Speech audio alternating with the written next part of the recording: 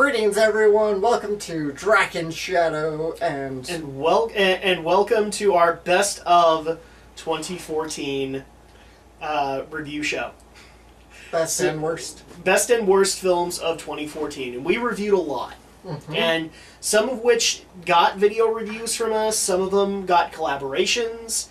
But we wanted to, since we did this 6 months before, where we actually did a check-in.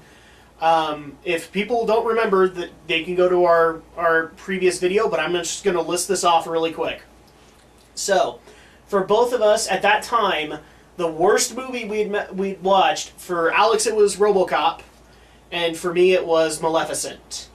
The honorable mentions, Alex didn't really have one for that. Mine kind of ended up in two, where I did Jack Ryan's Shadow Recruit and the Lego Movie. And then our top three films at the time. And bear in mind, it was June when we did this. Yeah, so, about that. So, top three for both of us. Alex's, it was the Lego Movie at number 3, X-Men Days of Future Past at number 2, and The Wind Rises for number 1. For me, it was X-Men Days of Future Past at number 3, Godzilla at number 2, and Captain America the Winter Soldier at number 1. So, we've done that recap for you guys. Now, the year has ended, a lot of the big films are out, and we have reviewed them, and now it's time to actually get into it. So, let's start things off with the worst. Now that we've gotten 6 months into this, what is our worst film of 2014? Well, mine still remains firmly RoboCop, still remains firmly the worst. Between the studio-mandated PG-13, gotta bring the teenagers in, and Samuel L. Jackson never wear a toupee like that again. Dude, you're much better bald or sporting a fro or whatever. I'm willing to deal with you in a beret. That's about it. Yeah. Jeez. And we're not going to go into the jokes, because we've already hammered them. Yes, and the not-so-subtle political satire, and RoboCop was just a terrible movie overall. Is there another film, though, that you would add into the worst movies category for this year?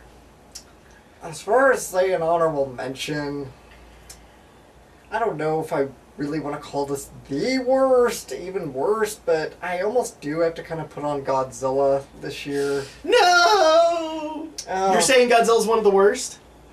It wasn't great. It wasn't... I mean, it's not... I wouldn't put it as RoboCop bad. No. It did some things good, but it just was such a disappointing movie to me. I mean, you get two awesome actors, Ken Watanabe and Bryan Cranston, and you pretty much push them away. See, I love this whole concept, because Bryan Cranston to you is a big actor, but I've never seen Breaking Bad, so he's just kind of there for me. You've seen Malcolm in the Middle, right? Haven't you seen Malcolm in the Middle? Not a full episode, no. Oh, wow, that's surprising. No, I was not one of the big people that was into that, and also I didn't understand why Frankie Muniz got the fame that he did. From that. But I mean, the biggest thing that you can go for Bryan Cranston was Breaking Bad. Breaking Bad. And I haven't seen it. So I can't say that Ken Watanabe, I was totally excited for. He was awesome. And there were a couple of other actors in there that I was totally... I thought it was awesome they were in it. Fun fact, Billy Cranston, the Blue Ranger's named after Bryan Cranston. Because before Bryan Cranston really made it big as an actor on screen, be it television or film, we're talking David Yost Billy? Yeah, David Yost Billy. He actually started kind of as a dub actor for many Saban productions. So oh, really? Saban just kind of paid a little respect to him by naming the Blue Ranger after him. I like it. So a little bit of trivia for those who didn't know. The more you know. Why is NBC not paying us? Which is funny, because Cranston actually mentioned that in a news story sometime earlier this year. It's like, I heard they named the Blue Ranger after me. So he didn't even know. Yeah. And now we're gonna have a Blue Ranger reference somewhere in Breaking Bad. I don't know. We'll have to find out, because I actually need to watch the series, because it's not just Alex that has said I needed to. So those are the worst films of 2014 in Alex's eyes. Yes. In the Shadow Blazers. Yes. For me, I'm going to go with two mentions in worst film category, one of which is RoboCop 2014, because oh my gosh. I mean, if you were to try and hit this nail on the head, you could not have hit the opposite wall harder than what RoboCop did. I mean, it was like, people don't know the joke. No, but you didn't even hit the same wall, man. You were off in your own territory. That's how far off that went. And I wasn't even a fan of the other films. Mm-hmm. And so, where this is supposed to bring me in, it did not. Yeah. And Samuel L. Jackson, man, it's one of those films where I don't feel sorry for you a lot of the time, but I kind of did this time. Yeah. And looking back on it, yeah, I feel bad for you, dude. But well, you like going on your rant, so go ahead. Praise to Gary Oldman, though. He was good in the movie. No, he at least was good. Yeah. But it's Gary Oldman. Gary Oldman owns. Yeah. It's Gary Oldman. The second one I'm going to add is a repeat from the last special, which was Maleficent. And that's just because, again, if you were going to hit the nail on the head, you couldn't hit the opposite wall harder. Because it didn't deliver. And it in fact made me fearful so much that, like, I've seen the remake of Cinderella that's going to come out and all that, and I'm going, no, I don't think it's going to do well. I don't think it should be done. And yeah, it was not good. Mm-hmm. As far as I was concerned. Even with Aldo telling me how the plot could have been fixed, it's just not fixable to me. So, honorable mentions that did not make... Now, this is going to be a top 5 list, guys. Honorable mentions that don't make the list for 2014. Of best? Of best. Okay. So, for me, one of those honorable mentions is going to be a repeat, and that is the Lego Movie. The Lego Movie is just pure fun. And that's what it was supposed to be, and that's what it delivered on. It was fun, and that's all that mattered. But the other honorable mention that I will put up, because it wasn't...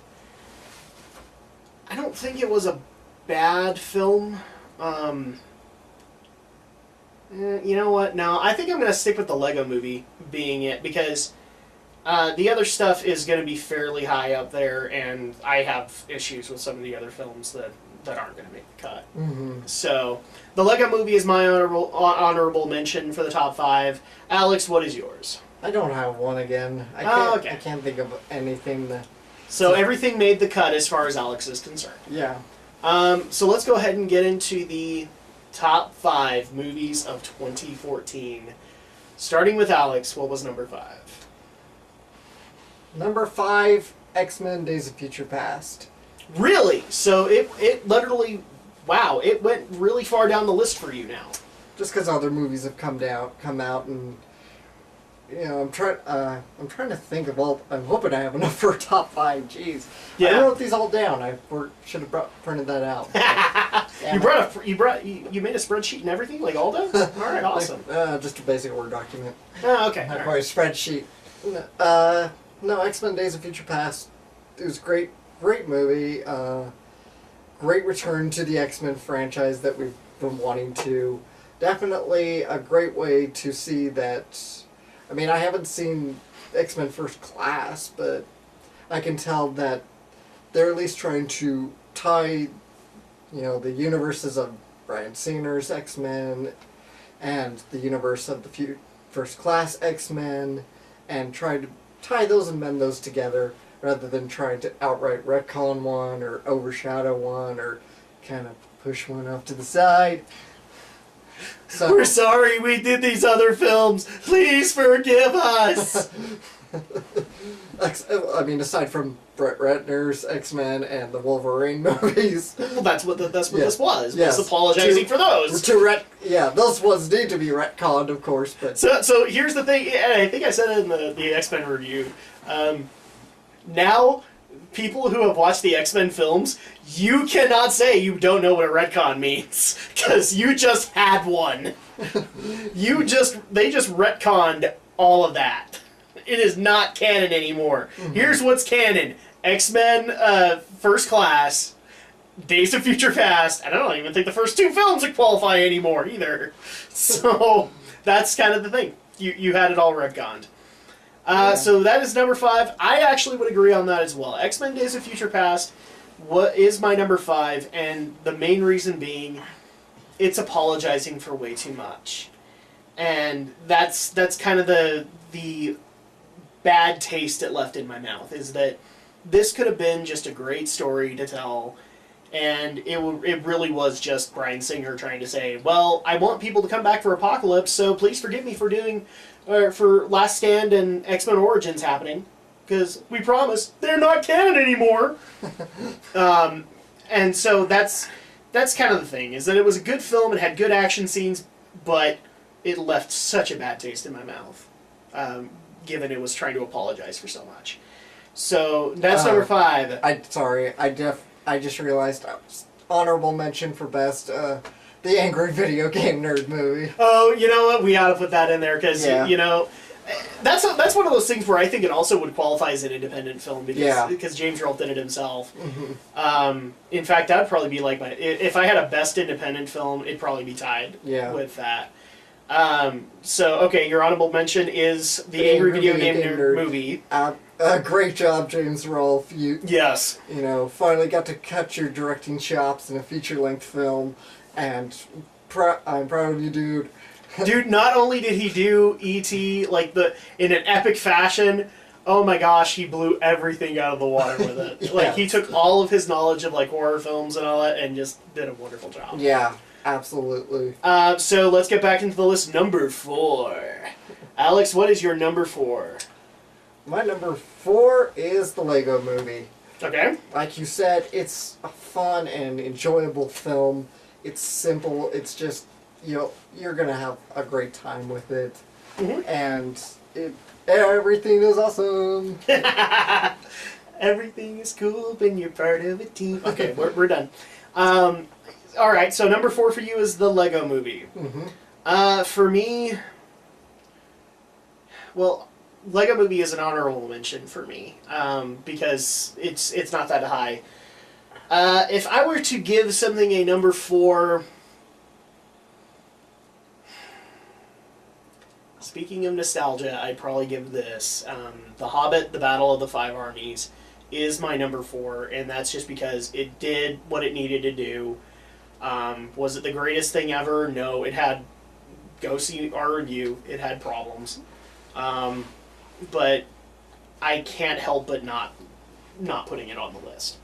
As a Lord of the Rings fan, it works, but it wasn't one of the greatest things we saw this year. Mm-hmm. So, yeah, number 4, The Hobbit, The Battle of the Five Armies. Number 3, Alex. What made number 3? Guardians of the Galaxy. Wow! Really? Yes, this one was a real surprise. I went into this, I didn't know anything about Guardians of the Galaxy. Okay. The posters, I saw the posters, I was like, what in the world is this? There's a raccoon and an alien and a talking tree. A tree and a guy. Like, what the hell is this movie? And what do you know? It turned out to be a great movie. Yes, it really did. But it's just kind of surprising that number 3 is where it landed for you. And is there a particular reason why, aside from the other 2, just did more for you, or? It did more for me in this one, and I just had a lot of fun watching it. I had a blast. Yeah. No, I would kind of agree with that. It really did have those moments. Number 3 for me, where it made a worst mention on Alex's list, Godzilla would be number 3 for me. Okay. And that's just because Godzilla, like in retrospect, Godzilla did everything it needed to do to be a Godzilla film. Did it execute it well? I'm not saying it did. Obviously, it's number 3, so it didn't. Bryan Cranston, for a guy I never knew, he did really well. Ken Watanabe, I always love it when Ken is in a film, and I think the only thing that really kind of irked me about the whole thing was, first of all, there was way too much intentional door closing, too much trolling on that regard, and really what we wanted to see was monsters duking it out. Mm-hmm. And Gareth Edwards, I'm glad he's actually being considered for Star Wars Episode 8, because I think he did a fairly good job considering.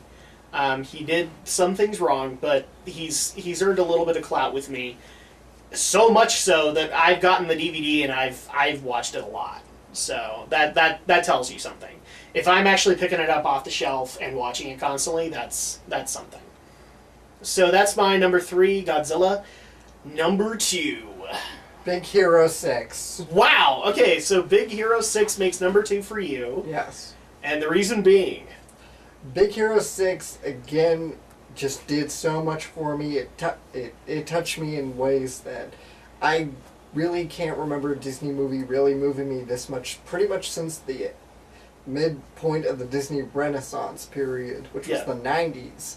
You know, I don't think I've seen a movie since, like, The Lion King take on such heavy subject matter and do it in such a way that works so well. Yeah. You know, the movie could have been a little bit longer. Mm-hmm. The characters maybe could have stood for a little more fleshing out, but for what we got, which is a lot of it is dealing with grief and Hero and Baymax, an excellent movie. And actually, I'm kind of glad you brought that up, because we actually missed the Easter egg at the end.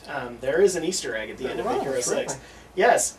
Stanley gets more than a picture. He actually comes in as Fred's dad, and we find out that he's a secret superhero kind of thing. And the best part is that it's kind of a reference back to the gross comment with Fred, where how he wears his underwear. Mm-hmm. And so you have this moment where Stanley's looking in Fred's eyes and going, I wear them fronts, I wear them backs, I wear them inside out, and then I wear them front to back. And it's the superhero underwear that he wears. So it's a really good moment, and we actually didn't see that. So I'm glad that people brought that up to us, but I'm also thankful that I got to see it again so that I could see this Easter egg. Yep.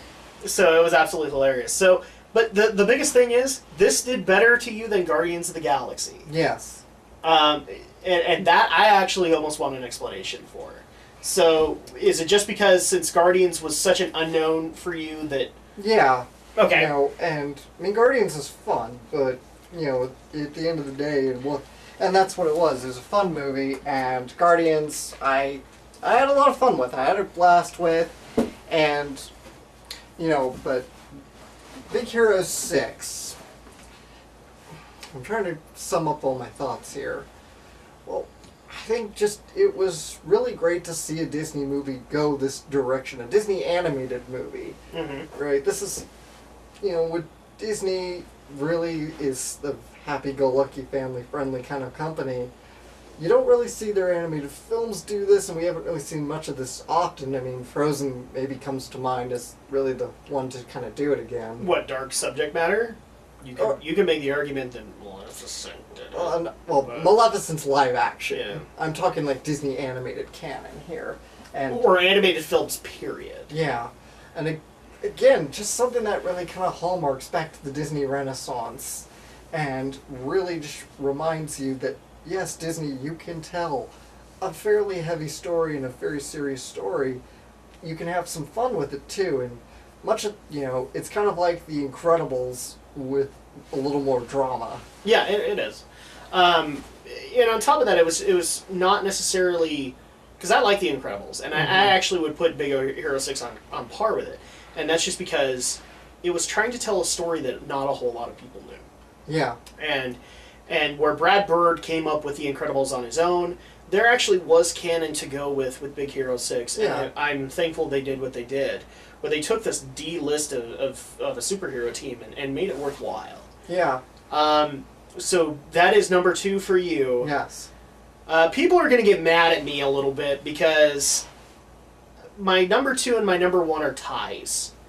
Now, people who have been following some of the stuff that I do on Facebook, I've actually been watching the Ghibli films, and I will get back to doing that, trust me.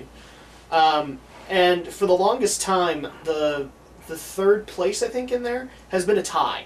And it really is because I cannot put one above the other. They both did exactly what they needed to do for me.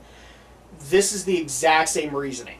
So I'm not trying to be mean, or I'm not trying to get to plug in things. It really is, I cannot put these above or below each other. They won't work. for me. Right. And this is my list. So number 2 is a tie. And appropriately enough, it is an animated tie between The Wind Rises and Big Hero 6. And the main reason being, now people might go, well, there's nothing really that puts them together. And here's the thing. This is my list. And what those 2 films did for me at the time that I saw them, it still holds true. And so for The Wind Rises, it was an uplifting story because it showcased a person's passion for what they believed in, and it showcased their lives fairly well.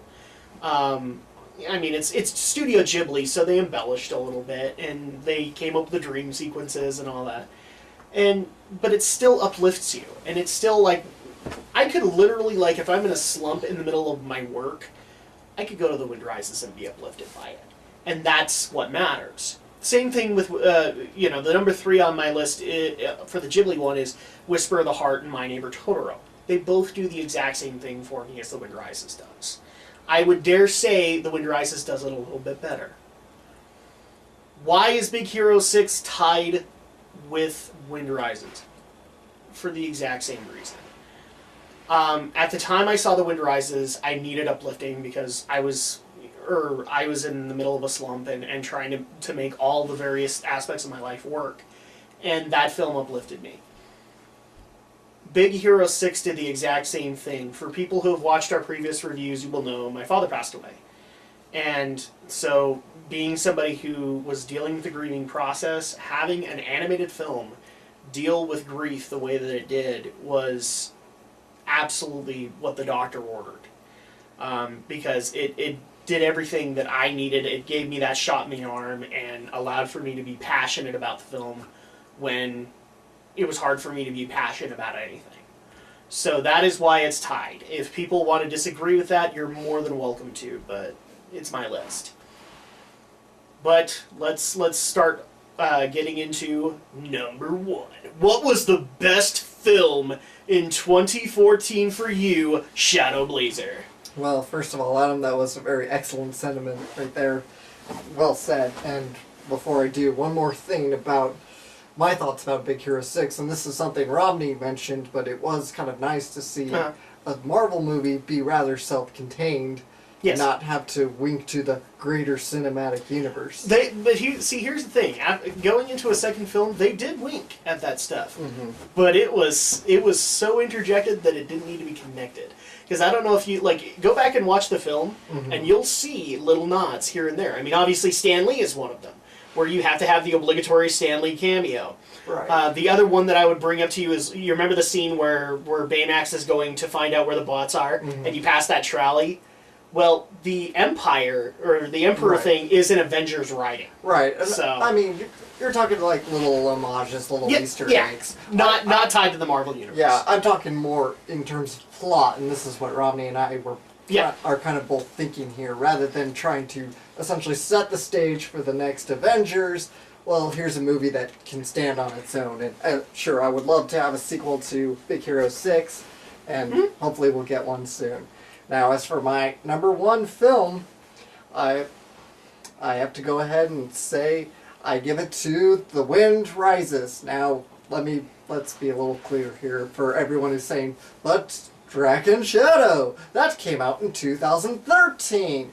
Yes, it did come out. We did not see it until 2014. Yes, it debuted in Japan, and here in America to a little bit. Limited screenings, very limited for the Oscar run, but it got its first wide release was 2013, but here in America, wide release came 2014. So now we count it. Let me kind of go a little bit more into that. There are films that we did not see together that are allowed to be on this list, okay? And it's just because we saw it in 2014. Mm-hmm. Granted, we're sticking a lot with the films that we have done reviews for, but we also like to do those honorable mentions, okay? And this is one of those cases, too, where a lot of people can make the complaint that we were putting a 2013 film in our 2014 list We didn't see it until 2014. Mm-hmm. So that's just the bottom line of it. We didn't have early access to it. We saw it when it was available. Yes. I know I could have torrented it, but I didn't. There you go. So yes. And I wouldn't have. The Wind Rises, my number one pick for movie this year. Okay. And as you said, the movie's both uplifting. The movie's a great portrayal of a man who had a passion to do what he did. You know, it's unfortunate that passion had to be the very passion that ended up becoming a tool for war. Unfortunately, yes, this is the man who ended up designing the plane to bomb Pearl Harbor and fight in World War II. Yeah, he was the designer of the Japanese Zero, which is the best way to describe it now, as anybody knows, is the kamikaze jet, because that's what they were kind of known for. Yep. So that's kind of the irony of the whole film, is that this is what this guy's known for, and he was way more than that. Yes, and you know, when I think in the movie itself, Jiro is often talking with Sal Maroni, his own idol. Yes. And of course, Sal kind of leaves out this sort of parable. Well, would you rather have the world with pyramids or without pyramids? Yes. Essentially, yes, you might have to do things for unsavory reasons, or you might have to do unsavory things to realize your grand design, but the design should be worth it at the end. I mean, it's Caproni, and I mean, the best example of that for Caproni is, I love the whole dream sequence where he builds this really, really big bomber, except when he's taking it to the government, he decides to take all the engineers that worked on it and their families in the plane. Yeah. Because I think he's also kind of teaching the lesson to Jiro that this is only what we're doing for the time being. We're building planes for war. But once that's done, we can build planes for the sheer heck of it. Yep. And we can build them just to be modes of transportation. And I think that really gets shown in that scene. Absolutely. Because he takes the entire... It's like an entire village of people and their these engineers and their families to deliver the jet to the government. It's not like it's not theirs at that moment. It's his. So he does that. And he wants to enjoy it like that. Or he wants them to enjoy it. Yes. Like his passion dictated. Yes. So that is the number one film. I kind of wondered if it was going to be for you, because nothing had really hit the nail on the head as well as that had for you throughout the film, or throughout the year. For me, it is yet another tie. Because both films did this for me, and I could not separate them. And I'm biased, and I don't care. My number one films for 2014 is a tie between Guardians of the Galaxy and Captain America: The Winter Soldier. But why, Drak? Why two Marvel films? Because they were both sheer fun, but taught the same lesson. Now, a lot of people might be wondering, what the crap are you talking about? You could literally put Star-Lord or Chris Pratt's character into Captain America's role, and they would fit just fine. You could vice versa them, and they'd fit. And one of the biggest arguments that I've had with superhero films this year especially has been, you don't need to tell the anti-hero story. You can have a good guy just being a good guy. And I've made the argument before, I'll make it again, and I'll spark the debate. Captain America: The Winter Soldier was everything Man of Steel wasn't and should have been. That is why I'm worried about DC right now. Is because when Marvel can do it better than what you did, that's a failure. And when Marvel can take an unknown team at that point, they were not known at all, and make them into the freaking Justice League, as far as the public eye is concerned, that's a success. There were people way more hyped for Guardians of the freaking Galaxy than Batman vs. Superman. Enough so that we actually had Batman vs. Superman move to the following year. Because they did not want to contend with Avengers 2. So that's why I'm saying, you can have genuine heroes. Guardians is misfits coming out and being true heroes. Captain America is a genuine guy being a genuine guy standing for his beliefs. So those for me were not only fun to watch as superhero films, they were also inspirational because it really brought me back into why I picked up comics and why I knew what I knew about Captain America, why I knew what I knew about Falcon or Black Widow or the Avengers without having the Avengers budget. And so those are the number one films to me, where the number two are inspirational. These are also, but mainly on the concept of why, because all this comes down to, why am I a geek? This is why. Because these heroes are memorable. Because these moments will stand out forever. And nothing encapsulated that better than Guardians of the Galaxy this year and Captain America the Winter Soldier. Enough so that I will fix the fact he has never seen it. Because I really believe, since you have seen Man of Steel, you would have the same thought pattern that I do. I haven't seen Man of Steel. Oh, you actually haven't? Okay, well then we'll have to give you the comparison. But, all right. So yeah, that's the number one films. You can complain about my ties. I really just couldn't put them above or below each other because they did the exact same thing. So well, no reason Drak should have all the fun and get the last rant in, but I don't. No, I'm not going to rant, but I do want to expand a little more on my Wind Rises commentary here, and that is, of course, this is supposed to be Hayao Miyazaki's final feature film, and I mean he's probably still making short films at least, but as this is going to be his final feature film as he goes into semi-retirement, I guess. Because he has officially said he will work until the day he dies.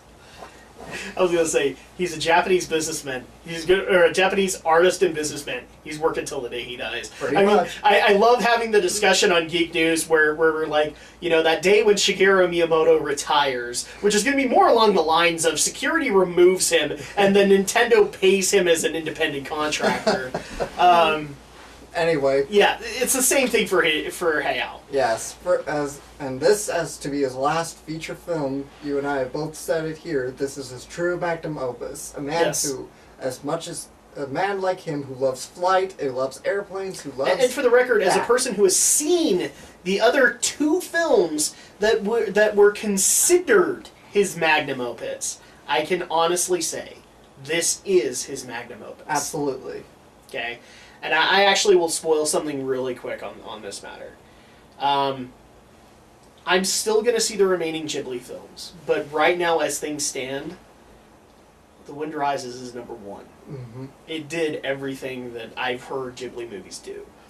And that might change, but right now, that is the epitome of what Hayao Miyazaki's career has meant. Or at least what he meant it to be.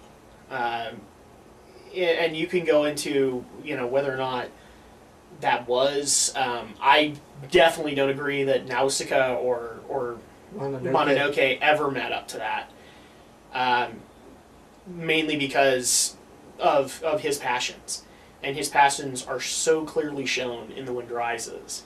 So that's just the bottom line of it. And I mentioned this, I'm a sucker for biopics. I'm a sucker for biography movies, and what a great biography movie this was. An animated one, no less, something that you'd probably never see from anyone else but this man with a dream and with a passion. In fact, Hayao Miyazaki almost wanted to make Ponyo 2. Yeah, no. I don't know, I would have liked a Ponyo 2. I can't make that judgment. I haven't seen Ponyo yet. I think Ponyo is really good. I left off at Howls. Right. So, okay, so you're getting there. Ponyo is very underrated, if you ask me. So at that point, with those said, and I want to point out one simple thing for people who want to criticize. Have you noticed one thing that's kind of similar between the two of us? The stuff that we pick is because we're passionate about things too. We're passionate about the channel that we're on. We're passionate about our individual channels. And that's really kind of the driving force, and therefore means a lot more to us. So, where The Wind Rises is a number 1, it's a number 2 for me. That doesn't mean that they're bad films or I'm calling it a bad film by any extent. My list is my list simply because that's what did it for me at that moment. Alex, The Wind Rises did it for you since March, you know? Pretty much. So at that point, to people who want to complain about it, this is our list, and we're happy to have that debate. But well, we're probably not going to be convinced otherwise by you saying that that's dumb and you should have considered this movie. It just doesn't work that way. But with that, we also have lots to look forward to this year alone. We have Avengers 2. We have The Force Awakens. Literally 6 months apart from each other. So, where Avengers 2 is going to open up the summer, and then we have The Force Awakens ending the year. Mm-hmm. So we've got those. We've got tons more movies that we're interested in. I'll be honest, we haven't even composed the list yet, but there's so much that I think both of us want to bring to the table. Yeah. And we're happy to come and do the reviews for you guys. It looks like people have appreciated these reviews, so we are going to continue doing them. Mm-hmm. The other thing that people have suggested to us is more blind Let's Plays, and we are considering that. Yeah. As far as we have been asked why we don't stream, and it's simply because we don't have the tools to do it yet. You'll notice I said yet at the end of that. I think now we would, though. I mean, Twitch is pretty easy to get on. But again, yet. Which means we have the potential. Yeah. Which means it's not out of the question. Well, we do have a stream, guys. We do a stream most Saturday nights, give or take. We do Geek News Reviews and Opinions, hosted by Drak here, and I came in as the Sixth Ranger, and they welcomed me as a friend. Are you the sixth? You're more like the fourth Ranger. Sixth Ranger in the honorary sense, but... So does that mean you have to end this with a Utsi Uya? Oh man, now we have to end this on a Power Rangers pose, man. That's what you've done. We started with Billy Cranston, and now we're ending on Tommy. I think that's going to have to do it. So people can look forward to all the things we have going on in 2015. We are happy to bring it to you, and we're having just as much fun along the way as you guys are. Please continue to like, comment, and subscribe. Please recommend us to your friends, because we would love to be able to share the moments that we have with both each other as well as with Andrea, who's kind of our unofficial third team member. And we've got some things going on there. We'll probably cover that later. But and as such, because this is a best and worst of the year, please share your own bests and worst of the year. Yeah. And of course, on my own channel, I went through some of my 4 best anime this year, which, spoiler alert, yes, includes The Wind Rises yet again. Yes, but it does. A few others as well. So please check that one out. Or you can check out my channel, which is Drak2336. Alex mentioned that Geek News Reviews and Opinions is hosted there. Also, all the Let's Plays that I do, me and Andrea specifically try to tackle a Let's Play that is more modern, which is something that we don't really do, since we have a very full list of nostalgia. So at that point, it's a great way to get into modern games. I also do the Final Fantasy games, because I am the most diehard fan of them and their developers. So, yeah, you can check us out either one, or you can go and check out the other people who have contributed to us, which is Romney's Reviews. We'll leave a link for him in the comment, or in the section below, as well as for Aldo Gomez, who does Anime Over WS. So, and we got plenty in store. I can already tell you guys, the Avengers 2, Age of Ultron, and Star Wars The Force Awakens, pretty big on our list. Yep. So much so that I don't think we can tackle them alone. So, in the meantime, though, we are Drak and Shadow, and we'll see you guys next time for more films in 2015. Shark still looks fake.